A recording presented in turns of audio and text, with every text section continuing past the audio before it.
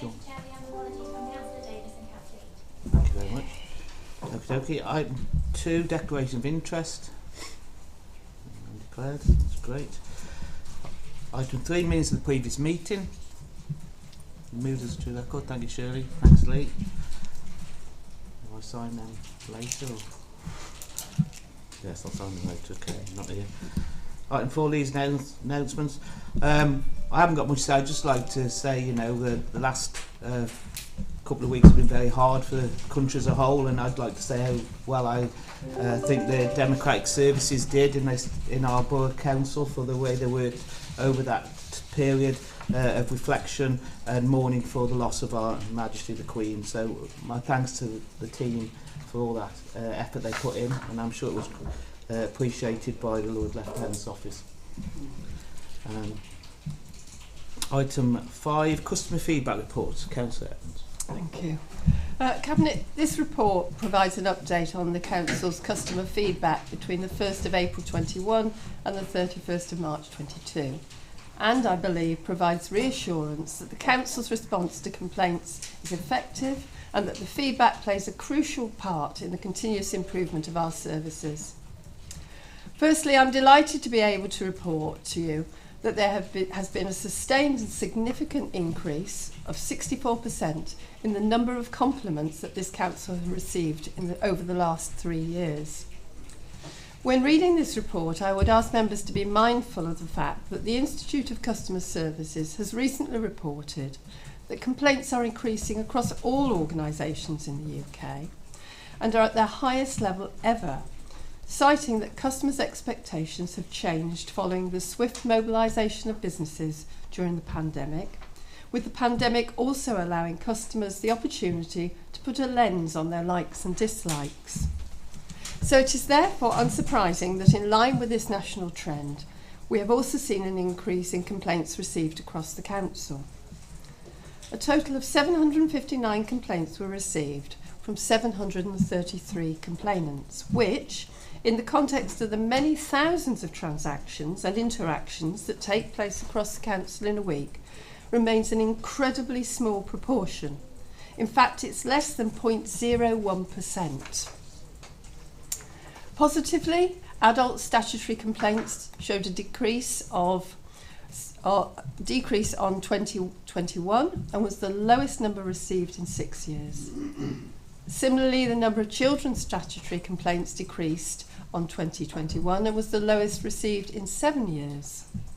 Cabinet, we and our customer service teams should be proud of the fact that despite the increase in volume of complaints, performance has remained strong in terms of our average response time, which was just 12 days. Adult statutory complaints were responded to within 33 working days as compared to 53 in 2021. Likewise, children's statutory complaints also saw a significant improvement in their response timescales from 24 working days down to 14 working days in the year. Both teams are to be congratulated for their hard work on this. Finally, the Local Government and Social Care Ombudsman Review Letter for 2022 has been included in your pack. This provides details of the outcomes of complaints that have been investigated by the Local Government and Social Care Ombudsman.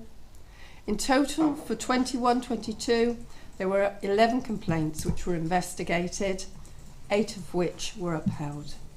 In each case, we have, of course, taken learning from the investigation to improve our processes. Cabinet, I ask you to approve the recommendations, item 1 of the report. Thank you, Ray. Is there a second for that? Is there any comments? Eileen?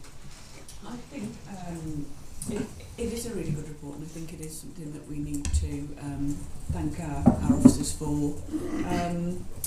I think it just shows that there's so many different ways now for people to get in touch with us and raise their issues, and I think that's a real positive, even though it does look like there's an increase. I think the fact that people find it easier to make a complaint and bring those things to our attention is, for me, is a positive anyway. So I just wanted to say thanks to everybody involved. I think they've done a really good job of opening up those channels and making sure that people can raise things with us, so I welcome it. Andy? Yes, thanks, Richard.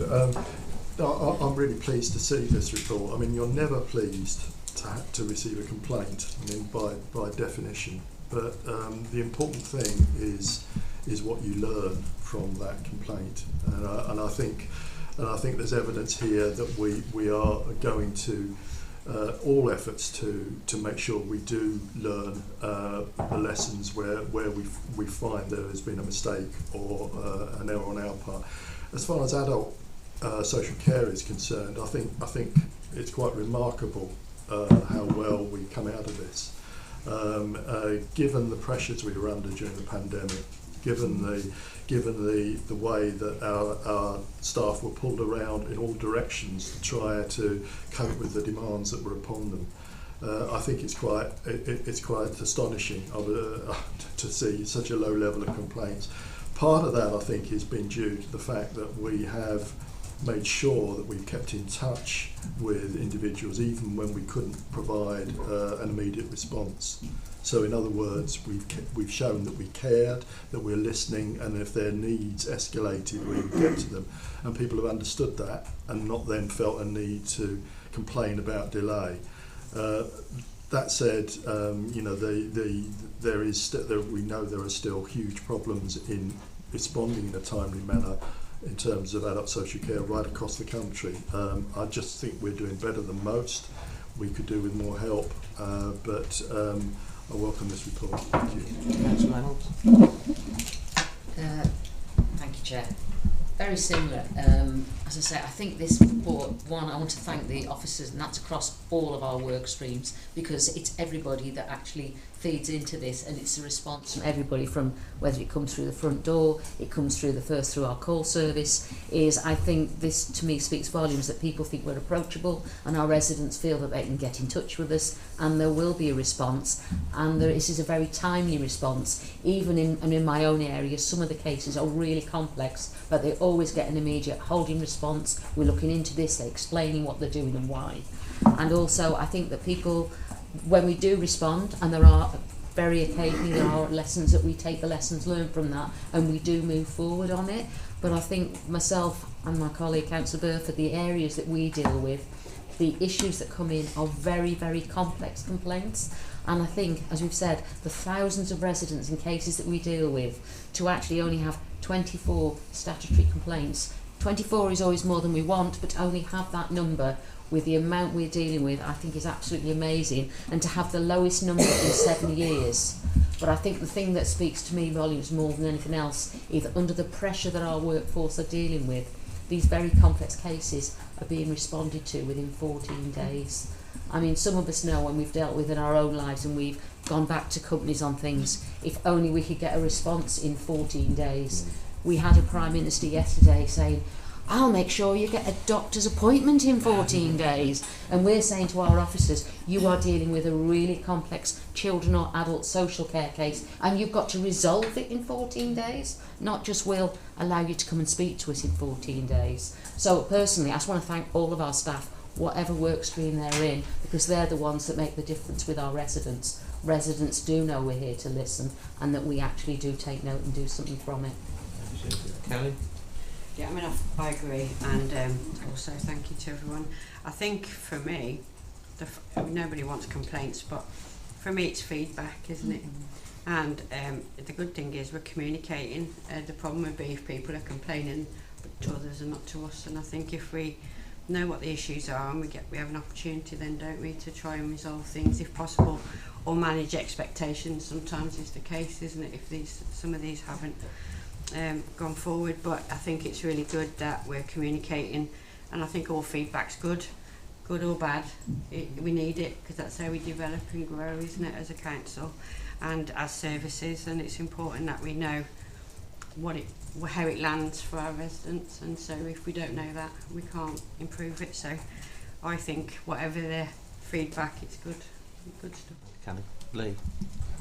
Yeah, really, really encouraging, particularly if you consider the context of the last 2 years as well. You know, once in a lifetime pandemic, once in a century flooding event, well, more than one actually in that 2 year period. The cost of living crisis that was rumbling long before it became the phrase that's been used in the media, and an ongoing once-in-a-lifetime austerity programme from the government.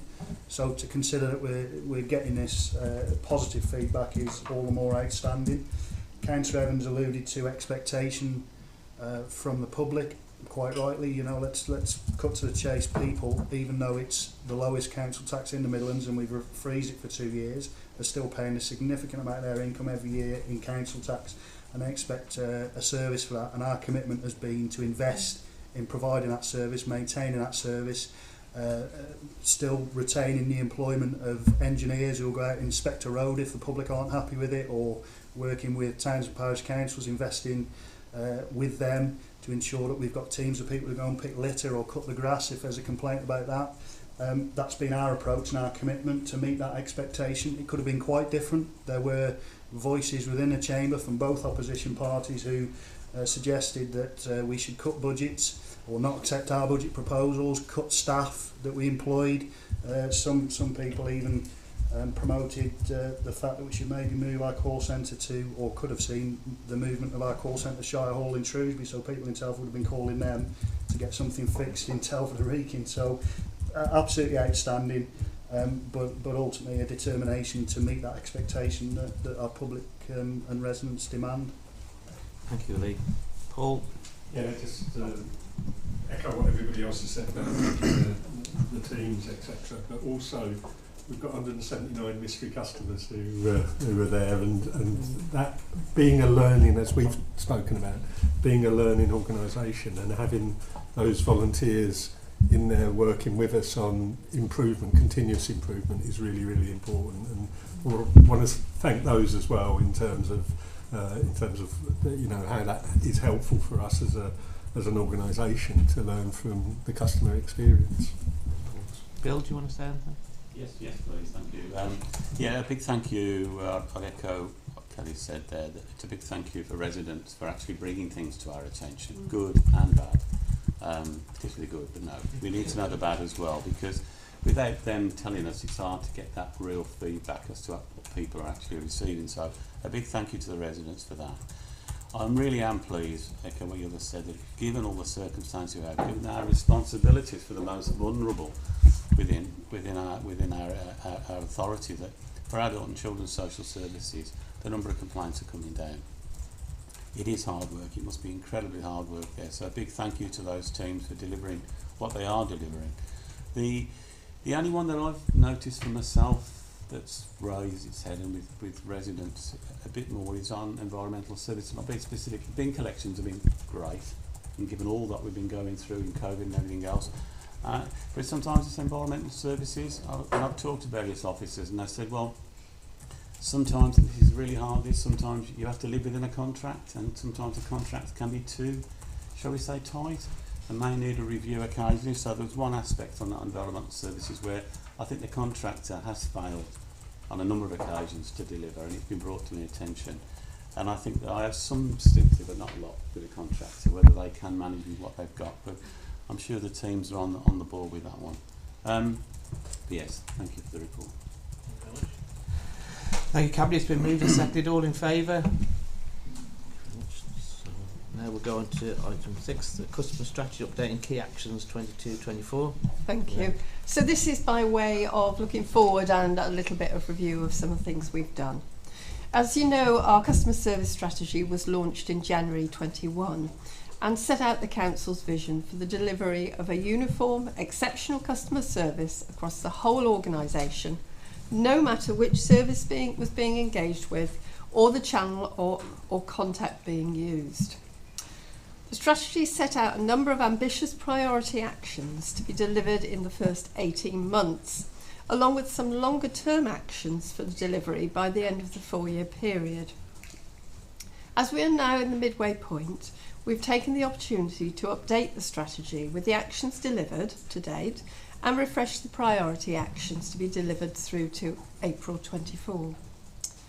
Can I draw Cabinet's attention to some of actions of particular note, which include the launch of our new digital Ask Tom bot, which is available 24/7 to respond to the most frequently asked customer questions. In the first year, over 10,000 inquiries were resolved by the assistant, with a 99% customer satisfaction rate. 33% of these inquiries were made outside of the main council opening hours. The Everyday Telford has been replaced by the new My Telford app with improved functionality and ease of use. To date, it's been downloaded by over 6,100 individuals. We've recently launched a new Customer Essentials training course for all staff, together with a guide for customer service excellence for frontline staff, both of which are heavily focused on the principle of everything speaks. We refreshed and relaunched the community panel during the summer of 21 and now have over 350 panel members feeding into our plans and ideas. Our corporate contact centre opening hours have been extended by 3 hours and is now open from 8 a.m. to 7 p.m. Monday to Friday. And the means by which we collect feedback has been widened and now includes our mystery customer visits, reviews of all our frontline door locations, deep dive customer experience reviews, SMT back to the floor visits, QR codes and contact centre surveys, to name but a few. And finally, earlier this year, the Council became a member of the Institute of Customer Services, with the aim of working towards attaining the Service Mark Accreditation. The Service Mark provides a rigorous and structured framework that will help us drive improvements and is synonymous with customer service excellence. And as a result, I'm proud to be able to tell you that initial benchmarking results are very positive, with the headline being 71.2% customer satisfaction score, with an average of 64% for other local authorities, so we compare very well. And our ease of access score is also much higher than the average for all UK organisations, not just local authorities. So can I close by thanking all of the staff and all of the teams involved, who are clearly doing such a great job. Cabinet, you're asked to approve the recommendations under point 1 of the report. Thank you, Ray. So seconder, Councillor Carriage. Any comments from Cabinet? Now, can I just say, having held the brief previously, it's been a long journey that we've been on, and to get to the thing last year where we had a peer review onto customer service, where they came out and highly in favour of what we were doing, how we were working together, and they've been back recently. I must say the team and the staff in the contact centre do an awful amazing job, and and it's great that they're committed to delivering for the people of Telford Wrekin, and they want to deliver the best services. It's amazing that we get so much positive feedback from that, and the fact that we get criticised by the peer review for having all our channels open, but it is good that all residents can contact us in any manner possible. So I really want to thank the team for all their hard work, because the journey's showing that we're achieving that success together, which is amazing because it delivers for our residents. Eileen. Yeah, thanks, Chair. I mean, I just want to say the same really. I'm part of that LGA peer review where they were talking to lots of the staff, and I think if you mix together the extra staff training that we've been providing, along with the enthusiasm that they said they saw in every member of staff that they spoke to, they didn't just sort of see something as their job. They saw everything that, if somebody came in and asked a question about something that wasn't particularly in their area, they didn't leave it at that. They went further. And I think if you add that on to things like Ask Tom and the extra opening hours, I think that's the exact thing that we're looking for, is to open access to the council, to everything that we do, to as many people as we possibly can, and I think they link together really well. So I really was blown away really by the feedback that we got from that, and I think this strategy will really help towards sort of strengthening that, so it's really good. I really welcome it. Shirley. Thank you. Yeah, I think really following on from what Eileen has just said, listening to the LGA feedback, I thought really it was, to me, it was a real positive criticism, being criticised for having too many channels open. To me, that is what we should be doing for our residents, because actually not all our residents are online, not everybody feels comfortable with doing that, and the fact that we still do phone, emails, the letters that we send out to people, the keeping in touch calls that we have done over the last 2 years, we're actually reaching some of the more hard to reach, and I think you cannot do that with just all your online platforms. I know I actually think this Ask Tom is actually really, really good. There are things I'm doing in my everyday life, and it might be I'm sitting there at 10 or 11 o'clock at night because my working life balance is maybe not the same as everybody else's, and I appreciate when I go online and a company or an organisation has this sort of facility that you can actually ask those quite simple questions, not send an email and wait 3 weeks to get a response. So actually I think the fact we're doing such a diverse offer, I would, maybe we can't say everybody, but I think there is something there for, I would say, 99% of our residents, and we still have, if it's not what they want, they can still walk into our buildings and talk to people face to face. So I took the criticism as being an extreme positive, because actually that's what we'd want, and I think you found around the room, my cabinet colleagues, we have fought that we keep all our channels open. We didn't want to go just online, and I think when you look at this strategy, we're keeping with that. It's what our public want. I think it's some of the things we get with our compliments is the fact they do find us so easy to talk to.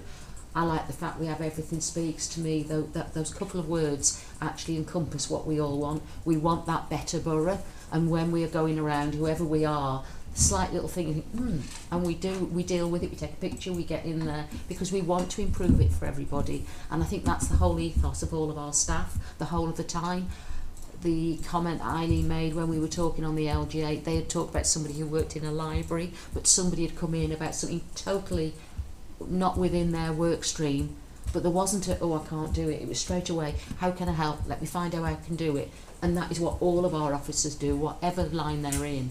And I think if you rest assured, our refuse collectors, when they're going out there and they notice something, they feed that back in, and it's just our culture. And I think the fact we've got that culture across everybody, that's what makes the difference. And we're already getting really good results, as Ray has mentioned, with the Institute of Customer Services, and I personally think that is only going to improve. So I want to thank everybody across the organisation, because everybody feeds into this, and it's really, really good.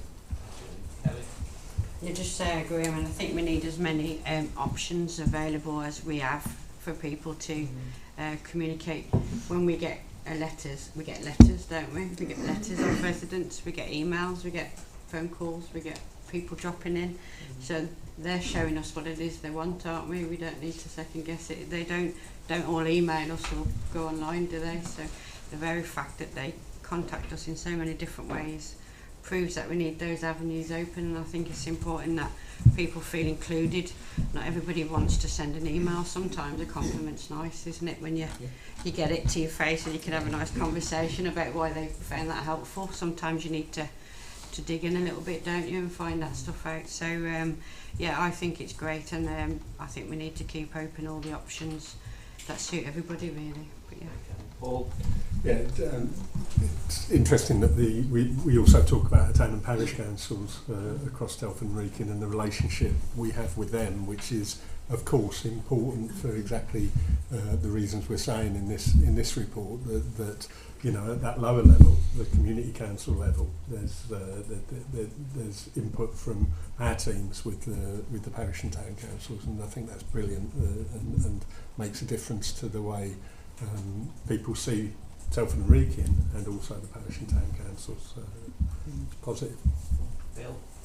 Yeah, I'm glad you kept all the options open. How many times does a technophobe like me, you're thinking, web chat only? Have you ever had that message come back, you know, your answer phone message saying, your call is really valued. We'll be back with you in 3 hours. Well, they just drop the call, so I'm glad we don't do any of that. So, no, I'm really glad we're keeping the phones in person open. Thank you very much. Moved and seconded. All in favour? Thank you very much. Go to item 7 now, designation of new local nature reserves. Councillor Caroline Egan. Okay, thank you very much. As members will know, Telford Wrekin Borough currently has 17 local nature reserves covering over 500 hectares of land. So that's land that's protected for both public to use, but also for its wildlife value. And that means we've got around 3 hectares of local nature reserve per 1,000 population. That's 3 times the recommended area set by Natural England, who are the body that oversee these things. And really we've built on that legacy really of Telford Development Corporation in terms of developing the new town that would be, you know, interwoven with green spaces that would be accessible to all. And you know, we've continued that, adding with these additional local nature reserves. So the report today is to extend that even further with an additional 6 local nature reserves plus 2 extensions, and that creates a further 151 hectares of local nature reserve space. The 2 extensions are to 2 of our largest local nature reserves, Dot Hill and Granville Country Park. And all of this is really significant, and I was interested recently to read an article in the magazine for the Chartered Institute of Ecology and Environmental Management, and the former president of that organisation actually wrote an article about local nature reserve designations and praised Telford Wrekin Council for its approach to local nature reserve designations, the fact that we do continue to strive for more, bigger and better in terms of our provision, because that quantity of space really does make a difference. It means that certainly as we're going through not just a climate crisis but also a biodiversity crisis, there's much more space there for wildlife to adapt and to thrive.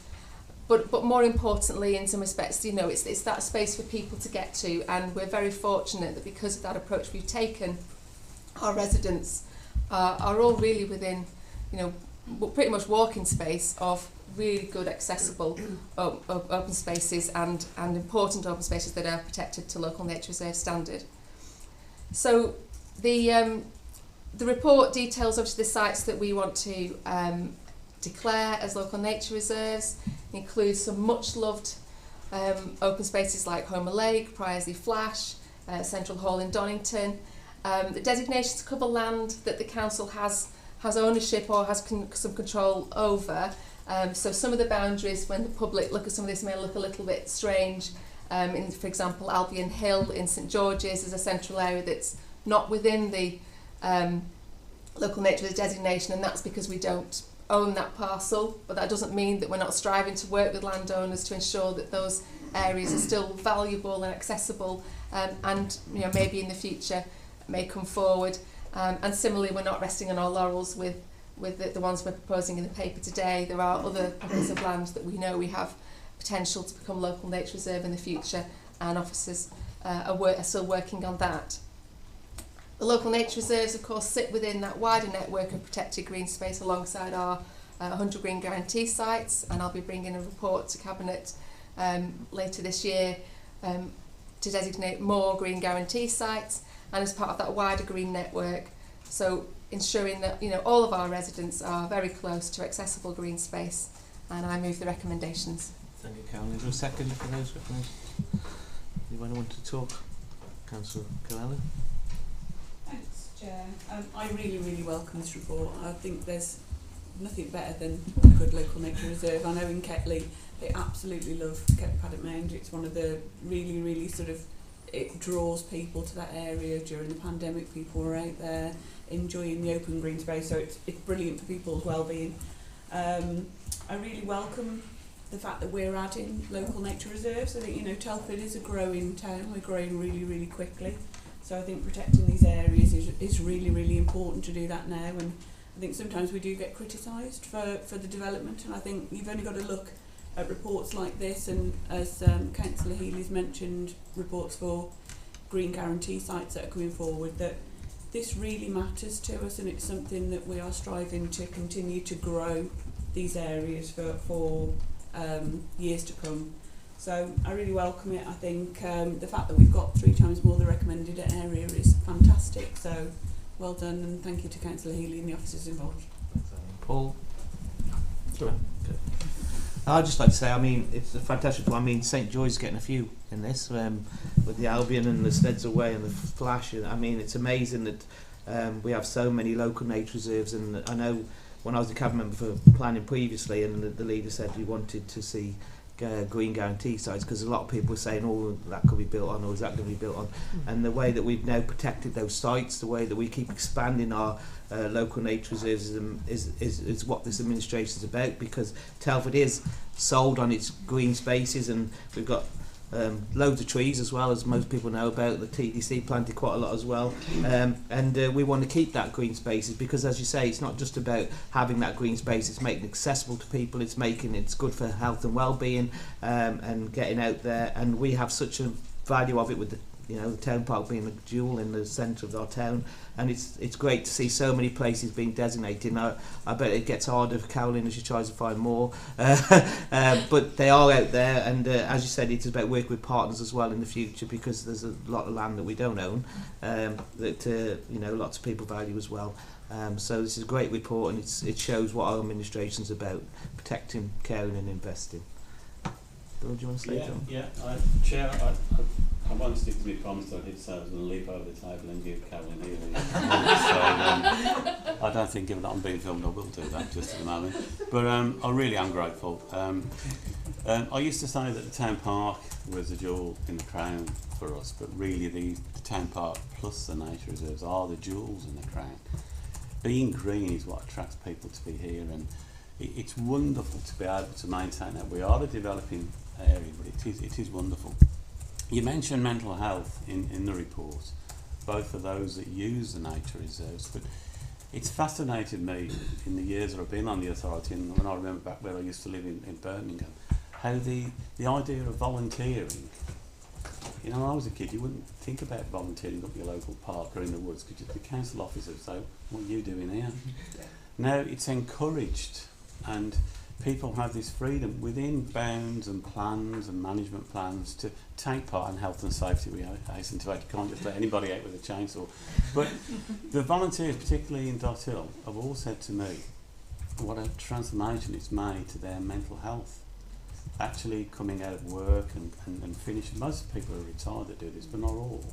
And to be able to come and do something that A, they love, B, that's positive for where they live, and it gives them a purpose and gets them out of the house. So it works so well for both those who volunteer and for the people on the receiving end who just walk around and take all these in. With regards to the extension to mine, I'm so chuffed, because I had residents say, build these green spaces where we live in Shorebridge. We are so fortunate. Wouldn't it be great if they could be protected in perpetuity? The only one thing that always crops up with this is that the area that's been extended, one of it's called Rough Pit. And officers always intend, I think there's nothing rough about it now. There's two beautiful ornamental pools, and it's a piece of ancient woodland as part of it, which isn't that rough. I mean, I'm a bit rough and I walk around there, but there you go. So, a big thank you. Thank you very much. Maybe we could have a competition to rename it. Yes, yeah, off the ordnance survey, mate. You've got a rough parking, mate. There you go. Thank you. It's been moved and seconded. All in favour? Thank you very much. Item 8, Telford Wrekin Council becoming carbon neutral and plastic free. Caroline again. Okay, so this is our annual update on actions to reduce the council's carbon emissions, and also our work towards having carbon neutral borough by 2030, and a reminder that that's 20 years ahead of the government target and many international targets, the Paris Agreement, for example. So, we are ambitious in our approach to this. This year we're including an update on plastic free as well. We've previously done this separately, bringing these two reports together because there are links between that move towards plastic free status and also reducing our carbon emissions.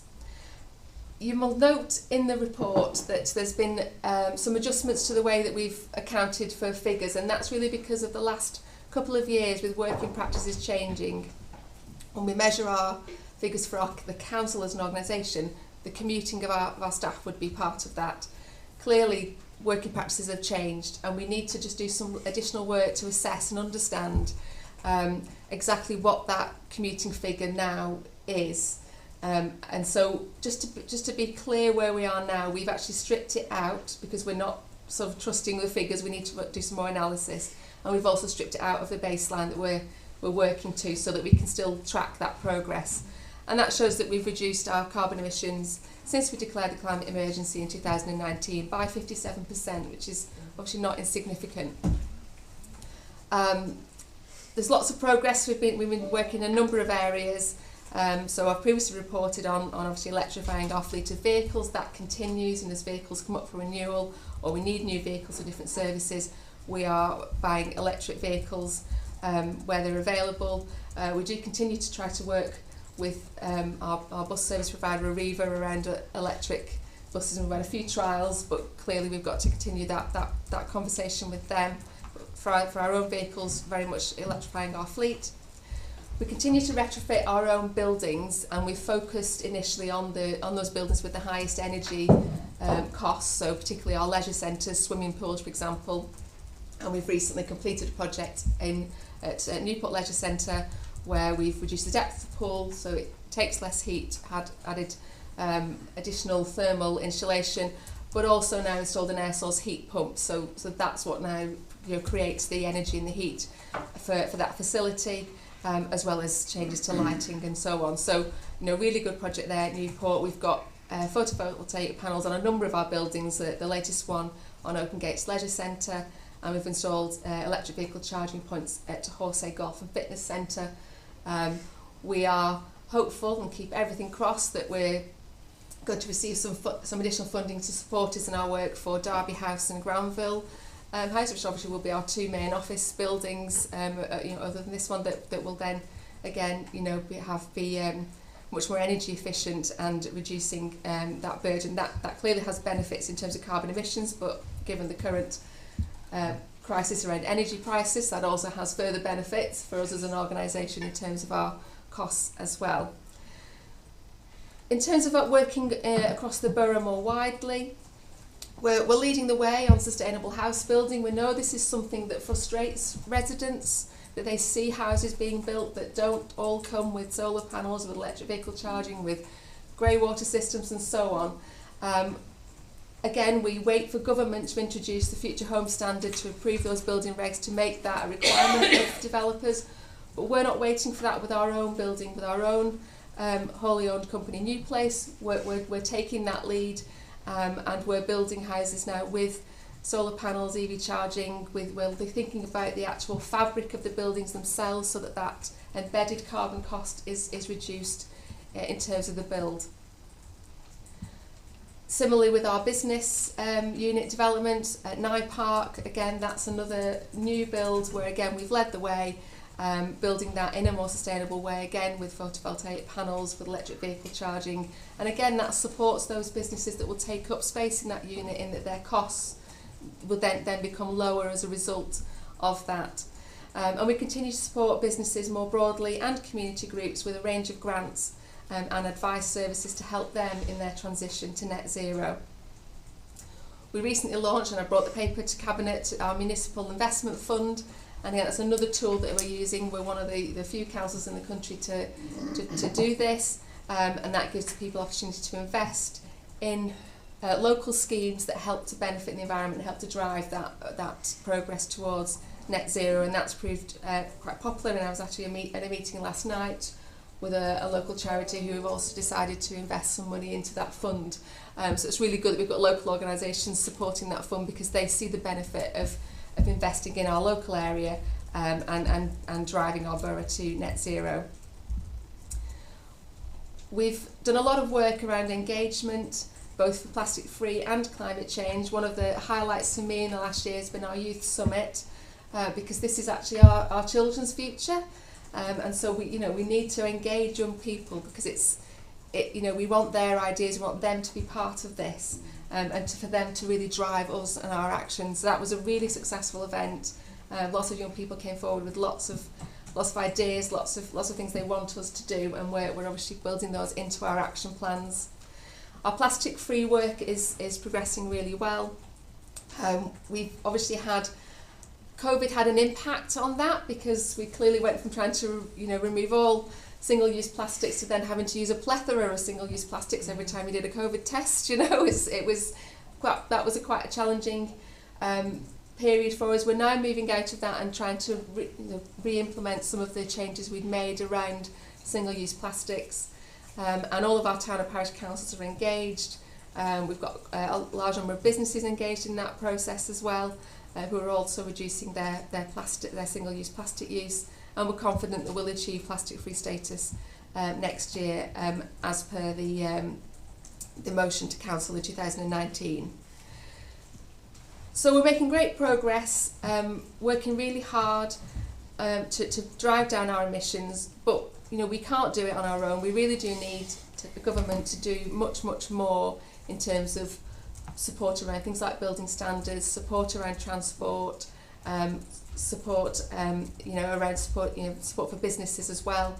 We've recently joined UK 100, which is a group of leading local authorities who are leading the charge in terms of action on climate change, and collectively with that group of local councils we'll be continuing to lobby government for much speedier action on this climate emergency. I'll move the recommendations. Thank you, Carolyn. Was there a seconder? Carolyn Lee. Was there any comments on Carolyn? Okay, Eileen. I just want to say well done for all of the work on this. I know Carolyn absolutely champions this on every single thing that we do. There is a climate point to make, and I think that's really important. But I think for me, I'll keep it simple. I like the fact that we know the things that we can do to make a difference. I like the fact that the council is leading the way on that and doing that journey with the community as well. We need to take the lead on this. It is a really important matter. I think all of the things that have been done up to now have been really positive. Work on things like the leisure centres. Those are all things that we're going to have to bring forward, and I've got every confidence that we'll hit that target without problem. But I just want to say that I think it's a real positive that we're leading the way on this and helping people along with us. So brilliant work. Thank you. And I'd just like to say, as it's noted in the report, Carolyn is very passionate about this, which is great. She's a cabinet member, and the team are very passionate about this and pushing it forward. And to say, that we've got national recognition on climate change work, being one of the top 10 single-tier authorities and being invited to be part of the UK 100 network shows our commitment to climate change. And people, I think over the summer, have realised they need to take that seriously. We wish the government would do more work on this, as well as, the opposition, the Labour Party, was saying about getting a windfall tax to invest in not just saving people's money and energy, but investing in people's housing and infrastructure to make sure that their homes are cheaper to insulate and warmer in the winter and cooler in the summer, all through grants that could be available, but they haven't done that. So it is a shame, but we will continue to lead and we will continue to support. And as you said, it is frustrating as cabinet member for housing that there's no legislation to push developers into pushing for more sustainable renewable energy in house building, but we will continue to lead as Carolyn says. And I think Andy wants to say something as well. No, the last point you made. Oh, right. Richard was the one. Oh, right, okay. So that's fine. Does anybody else know? Bill? Yeah. I welcome the objectives and the ambitions that we have as a local authority, but again I echo the fact that it's so woeful what comes from the government with regards to building standards in new houses. We can't insist on this because people look to us and say, well, why aren't you locally insisting? Well, we can't. You have to abide by national planning guidelines. So we can't insist that solar panels, which wouldn't they be so cheap when a house is built? They've already got all the scaffolding up and everything, which is one of the major costs. Wouldn't it be so cheap to put them in straight away? And for a new house, it'd be an insignificant part of it. They should be doing that right away. Insulation. I welcome the government's intervention into the energy market to try and safeguard people's interests. But we've all got to realise this could be temporary. The government can't spend billions just subsidising energy costs. Why isn't it like we do in Invest to Save? Why isn't it building more into insulation? Why isn't it retrofitting insulation into all social housing? Why isn't it sponsoring more wind farms being built and everything else? Because energy crisis, I think, will be, even if Putin, shall we say, gets sorted out, the shortage of fuels, and the fact, not just a shortage of these carbon fuels for the future, but the fact we shouldn't be using them anyway, because we're in a real climate crisis, and we should be cutting back. So where's the strategy for that? So, and the trees, oh blimey, we've got a third of our trees which are threatened by ash dieback.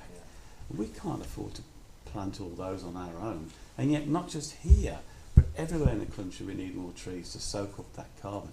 And as a small point to water them, I've noticed this show, I've had a grump. Dean, are you still here? Yeah, he is. Dean, I've had a grump because we're planting trees, but if we end up with summers that we've just had again and again and again, we're now going to have to water an awful lot of trees, and that's going to be a big cost as well. So, yeah, I welcome the report, but the government's really got to step up to the mark on this. The report's been moved and seconded. All in favour? Thank you. Next one's item 9, which is me. And it's the Hackney Carriage fares and charges. So as a licensed authority, we have 21 Hackney carriages licensed to operate in the borough. Unlike private hire vehicles, Hackneys are traditionally more costly given their on-demand availability compared to pre-booked private hire. As a council, we continue to support our taxi operators as part of our public travel network. Travel either by public transport like taxis and buses or active travel, walking and cycling, is being invested in by this administration to protect, care and invest to create a better borough. We're investing into more bus routes, including the Work Express to our employment sites and the Silken Way, that we know is a popular route used by many. Telford Wrekin Council received a request from its Hackney carriage traders to review current fares and charges. For information, these haven't been reviewed since 2011. Telford Wrekin Council recognises the challenges both our residents and business have from the current cost of living crisis, but these 21 small businesses have their own financial challenges like many others across the borough. In considering this request, the Council is looking to strike a balance between supporting our Hackney carriage vehicle operators and those in our community that use this mode of transport. The proposals put forward are subject to public consultation, with the feedback received being considered as part of any amendments taken forward. I therefore move the recommendations in the report. Is there a second? Seconded, Caroline. Any comments? This is basically a strategic document to go out for consultation. Bill, have you any comments? No. Okay, well, that moved and seconded. All in favour? Thank you. Next item on the cabinet papers, item 10, Vision 2032, has been deferred to the October meeting. So that being all the agenda, I'll now close the meeting and thank you for your attendance.